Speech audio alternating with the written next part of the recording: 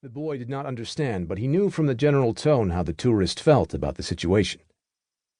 He moved away, feeling perspiration trickle down his forehead. He wiped a hand over his face, unperturbed by the conditions. He'd grown up in them. He hadn't known anything else. The stifling heat was simply a part of his life. He made it to his final destination and looked around.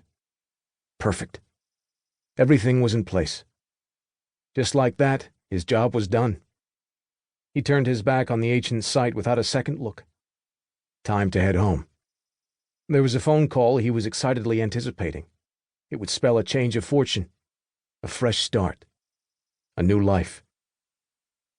He crossed the sandy precinct once more, sweating profusely but blending into the crowd.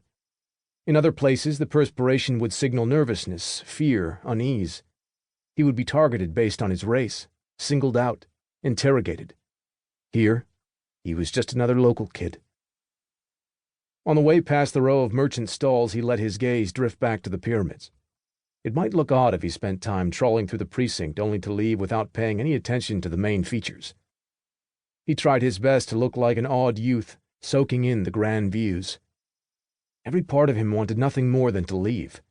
He didn't want to spend a moment longer than necessary in this place. As he lost focus on what lay ahead, he jolted in shock as he bumped into a pair of Western tourists. The couple had been in conversation with one of the merchants, half-heartedly listening to his spiel on souvenirs and trinkets. The male tourist grunted in surprise and turned to look at the boy.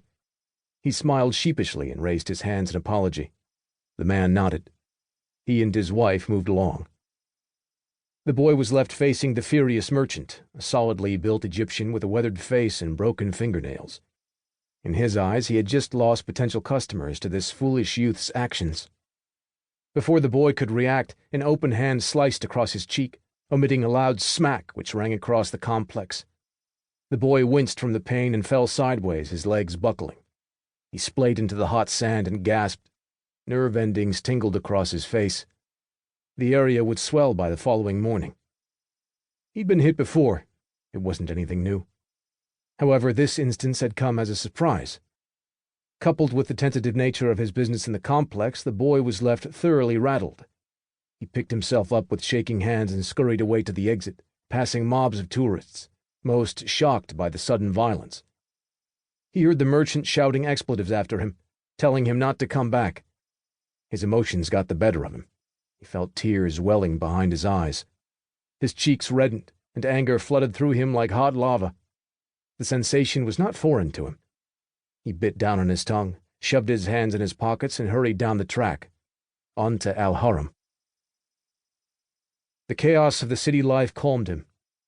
Amidst the blaring horns and screeching of tires and gesticulating pedestrians, he felt at peace. The tourist destinations were too quiet. He could disappear in the bustling streets and cramped alleyways overflowing with junk. Blend into the crowd. Exactly what he wanted after the jarring confrontation at the pyramids. He found a local he knew roaring past in a battered white minivan and stuck out an arm. The balding man waved back and gestured. The boy leapt onto the rear of the van as it slowed for a split second. He held tight as the vehicle lurched and swayed through the Egyptian traffic. The boy had long ago lost his fear of the deadly conditions. Sure, there had been many close calls over the years, but spend enough time in the carnage and the experience loses its edge. 20 minutes later, the van roared over Abbas Bridge and carried on into the heart of Cairo. The driver knew where to go. He had dropped the boy at home countless times after the death of his mother. In a claustrophobic, dusty neighborhood, the van screeched to a halt and the boy stepped off its rear bumper in agile fashion. He crossed to the driver's open window and shook the man's hand. "Abdul," the man said, speaking Arabic. "Why were you out there again? What is so special in Giza?" The boy, Abdul, shrugged. "What else am I to do?" "You are not working?"